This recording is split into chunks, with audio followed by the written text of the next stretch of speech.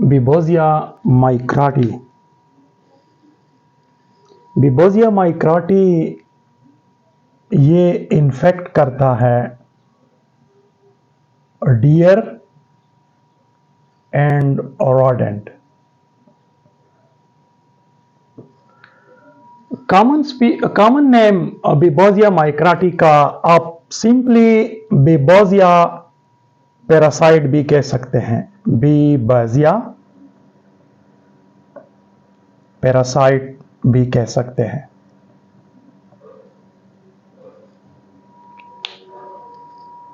ये एक common parasite है। Common parasite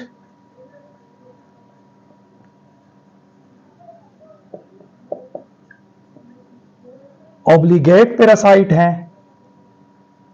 obligate and haemoprotozoan. हेमोप्रोटोजोन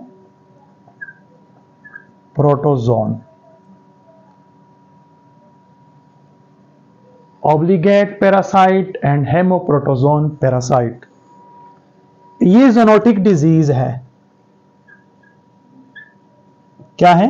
zoonotic disease जो इन्फेक्ट करता है, infect the RBC of cattle, dog, cat, human, rodents and deer।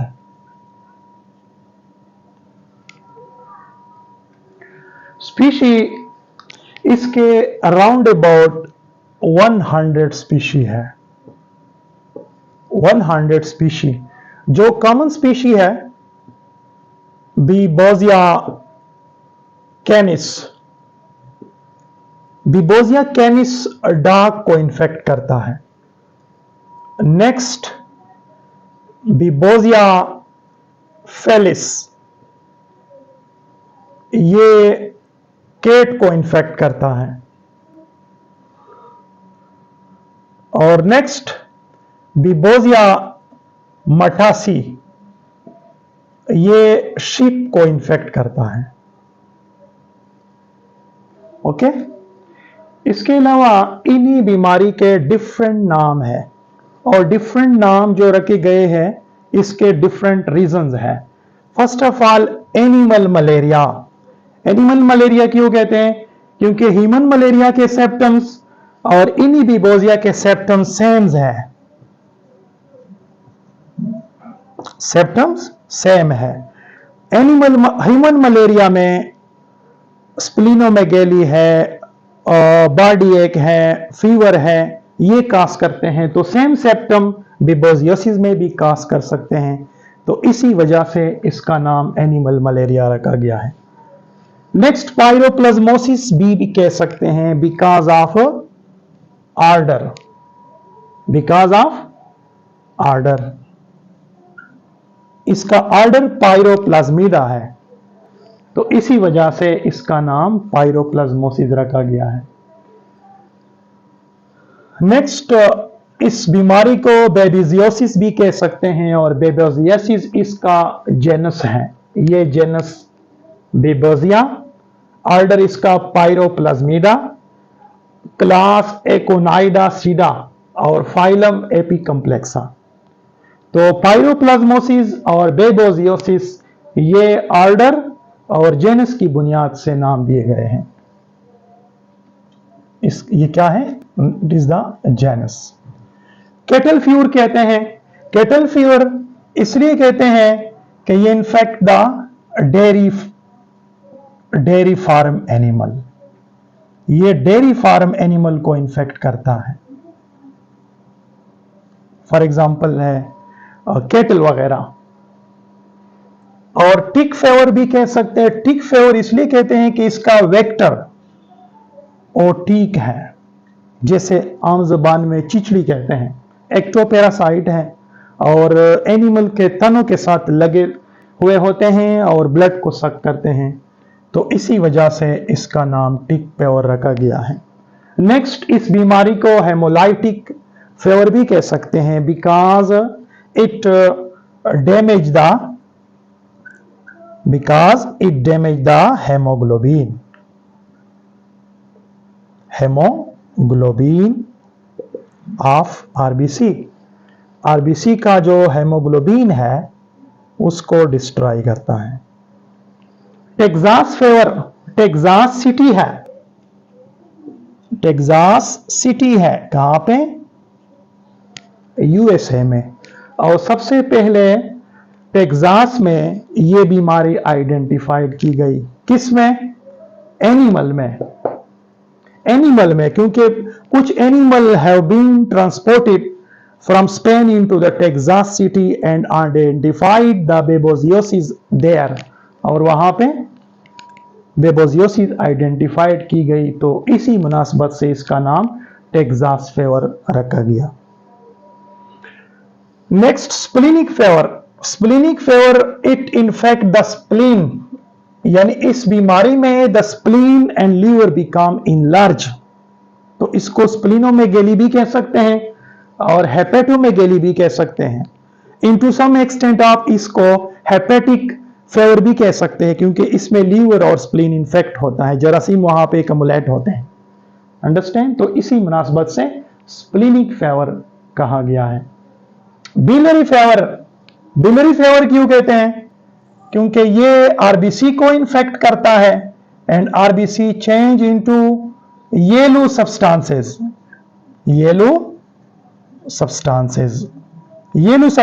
में चेंज करते हैं, जिसको कहते हैं बेलरोबिन, जो जंडस कास करते हैं। ये जब आरबीसी डिस्ट्रॉय हो जाए तो बेलरोबिन येलोविश सब्सटेंसेस में चेंज होता है, तो इसी मुनासबत से बेलरोबिन की अमाउंट बॉडी के अंदर इंक्रीज किया जाता है, तो इस बीमारी को बिलियरी फीवर कहा जाता है। नेक्स्ट, रेड वाटर फीवर, क्योंकि इसमें ब्लड 3 होता है और कुछ ब्लड यूरिन के साथ खारिज किया जाता है, इसका urine dark red in colour हो जाता है, तो इसी मुनासबत से इसको रेड वाटर फीवर कहा जाता है, या इसको हेमाटोरिया भी कहते हैं।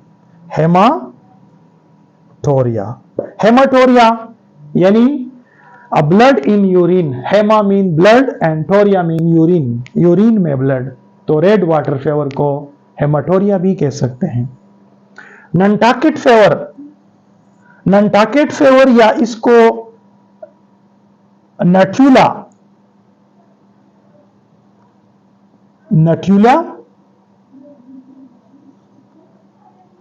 इसको नंटाकेट फीवर या नट्यूला फीवर भी कह सकते हैं, बिकॉज ये बीमारी सबसे पहले अमेरिका में एक आइसलैंड है, उस आइसलैंड को कहते हैं नंटाकेट आइसलैंड में सबसे पहले ये बीमारी आइडेंटिफाइड की गई। किसमें? ह्यूमन में। Texas first identified in animal और Nantucket fever first identified in human in 1960 round about, in 1960। Babesia microtica source of disease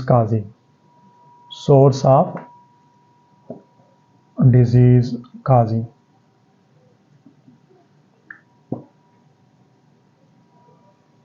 इससे पहले इसका adult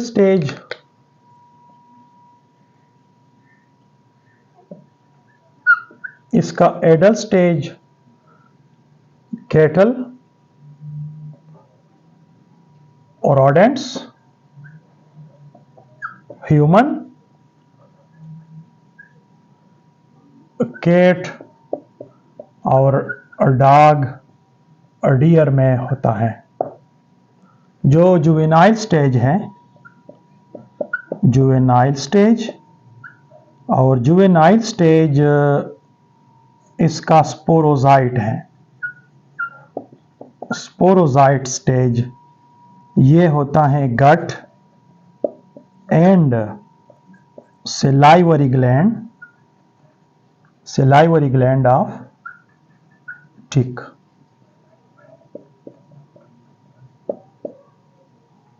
Understand? Salivary gland of tick. Source of disease causing में, it is caused by biting of tick. और टिक के round about 23 species report कर चुके हैं। जो कॉमन स्पीशी है उसको कहते हैं बोफिलस एनोलेटस। बोफिलस एनोलेटस जिसका कॉमन नेम है कैटल फीवर टिक। नेक्स्ट स्पीशी को कहते हैं बोफिलस माइक्रोप्लस जिसका कॉमन नेम है Asian blue tick. Asian blue tick. इसके अलावा it is also transmitted by contaminated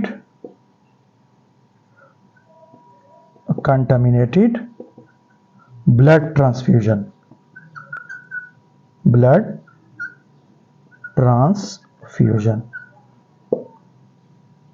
यानी एक पर्सन जब दूसरे पर्सन को ब्लड ट्रांसफ्यूज किया जाता है और वो कंटामिनेटेड है, it's a easy way to transmit. Next, it is also transmitted from mother into baby during pregnancy and delivery। Understand? Next इसकी हिस्ट्री है। History, this parasite was first identified by a Romanian bacteriologist।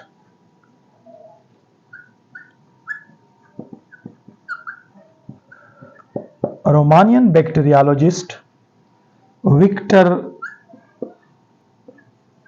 Babiš in 1888। It was first identified by Romanian bacteriologist Victor Babiš in 1888। Prevalence,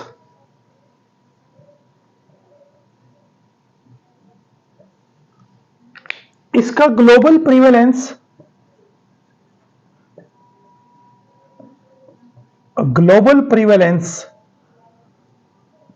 2.23% report किया गया है। इसके अलावा Pakistan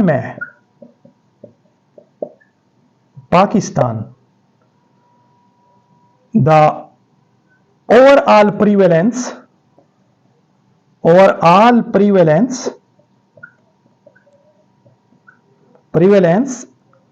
is 32.8% in domestic animals।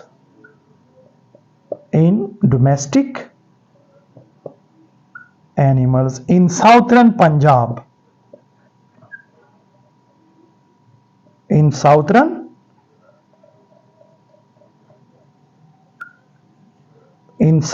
Punjab,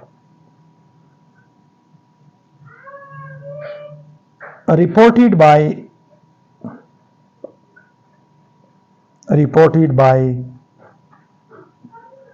Tarek et al. 2024 round about. Life cycle में human और mouse ये intermediate host है, intermediate host. और टिक इसका डिफिनिटिव होस्ट है। सबसे पहले टिक के सलाइवरी ग्लैंड में स्पोरोजाइट होते हैं। ये स्पोरोजाइट है, स्पोरोजाइट होते हैं। ये sporozoite enter into the blood stream of the human mouse by biting. ये मुकम्मल ब्लड वेसल्स हैं, blood vessels. Sporozoite enter into the RBC. ये आरबीसी है। Sporocyte enter into the RBC and divided by the process of asexual reproduction। asexual reproduction के जरिए divide होंगे।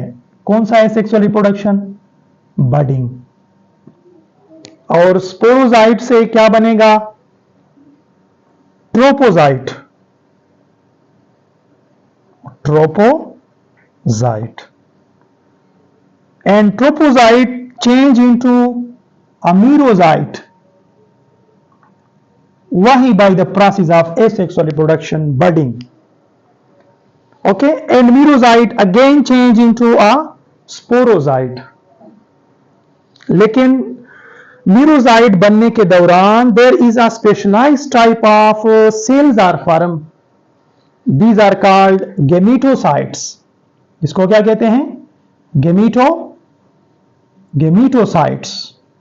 These gametocytes are male and female gamete। This female gamete and male gametes are again taken by the tick by biting of the human and rodent। तो ये male and female gametocyte चले जाते हैं into the गट। ये गट है, गट of the टिक। और क्या करेगा? This male gametocyte and female gametocyte mix, fertilize and form in other steps. This is called ookinete. Okay, and ookinete penetrate into the gut या leave the gut and then pass into the salivary gland, and in salivary gland a sporogony occur, formation of sporozyte। ये salivary gland है, ये salivary gland और ये sporozyte है।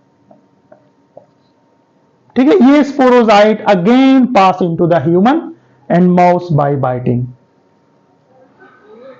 Next structure में sporozoite, sporozoite juvenile stage है, immature stage है। ये स्पोरोजाइट है, ये इसका साइटोप्लाज्म है और ये इसका न्यूक्लियस है। ओके, स्पोरोजाइट का shape, they are tapering,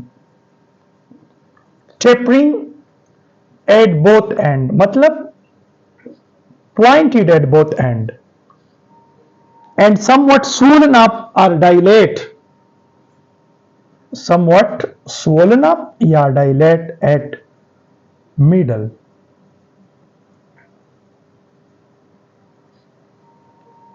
Next immature stage, tropozyte। tropozyte oval shape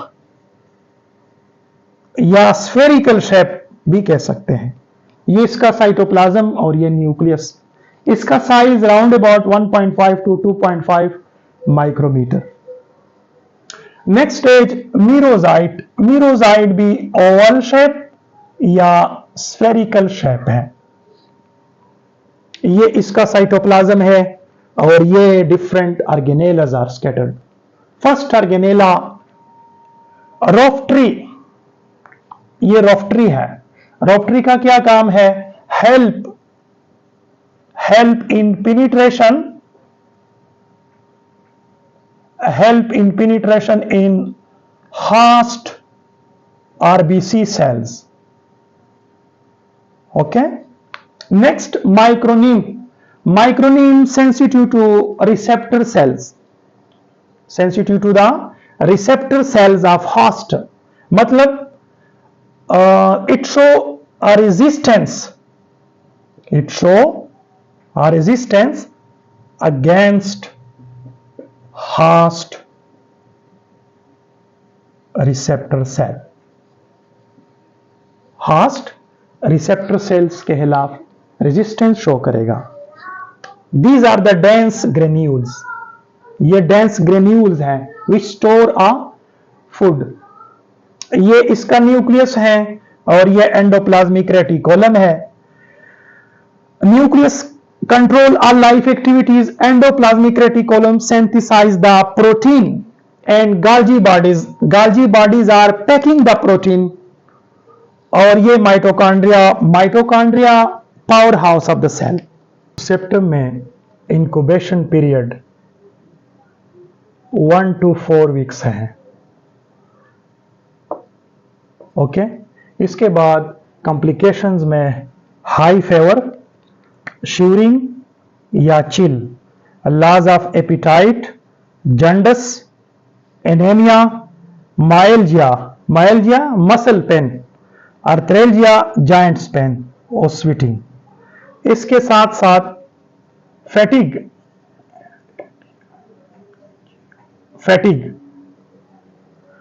में ना अपाती या लाजीनेस. इसके साथ vomiting,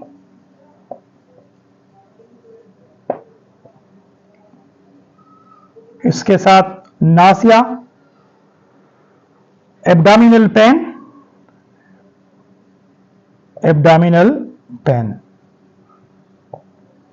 lumbago, low back pain, lumbar vertebrae से निकला हुआ है. लो बैक पेन,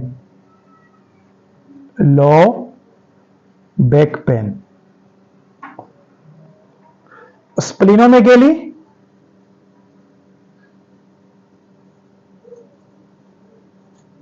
और हेपेटोमेगेली.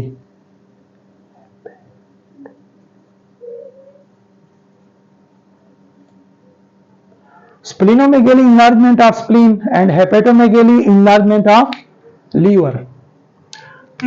डायग्नोसिस में सबसे पहले सीरोलॉजिकल टेस्ट करते हैं. जिस तरह के हम ह्यूमन मलेरिया के लिए टेस्ट का प्रोसीजर परफॉर्म करते हैं, उसी तरह प्रोसीजर बिबोजिया माइक्रोटी के लिए भी है. सीरोलॉजिकल टेस्ट में सबसे पहले हम स्लाइड पे ब्लड लेते हैं और 3 स्मेयर बनाते हैं. इसको जेम्सा के साथ स्टेन किया जाता है. Wash and observe under a microscope. ये इसका डायग्नोसिस हो गया. ट्रीटमेंट में हम मुख्तलिफ दवाई प्रेस्क्राइब करते हैं. सबसे पहले एनाल्जेसिक दर्द की दवा. इसके साथ पैरासेटामोल. इसके साथ कुनैन.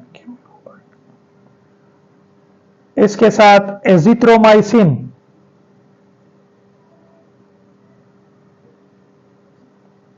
इसके साथ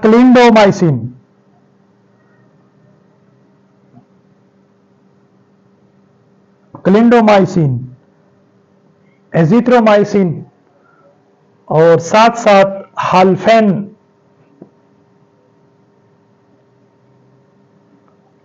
ये मेडिसिन हम प्रिस्क्राइब करते हैं. नेक्स्ट, ट्रीटमेंट के बाद प्रिवेंशन. प्रिवेंशन में सबसे पहले एनिमल्स को बात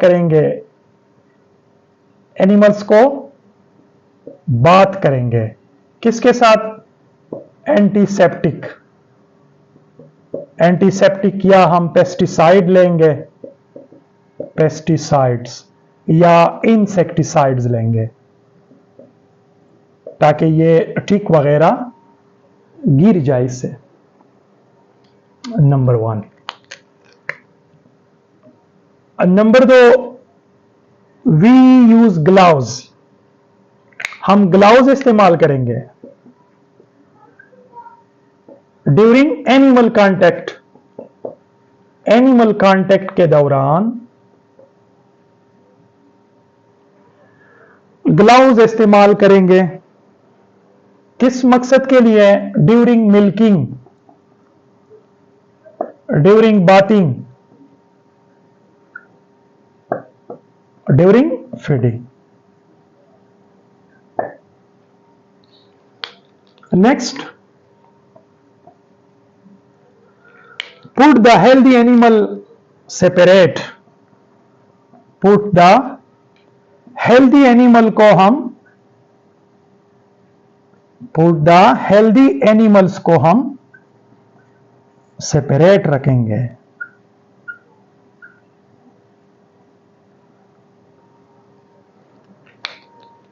next, vaccinate the animals. Animal को हम वैक्सीन लगाएंगे। Vaccinate the infected animals. Infected animals को हम वैक्सीन लगाएंगे। ओके। और नेक्स्ट, लास्ट में, maintain the hygienic media in the surrounding. जिस जगह पे हम एनिमल को रखेंगे उसको हम धोएंगे रूटीन के साथ। Maintain the hygienic media.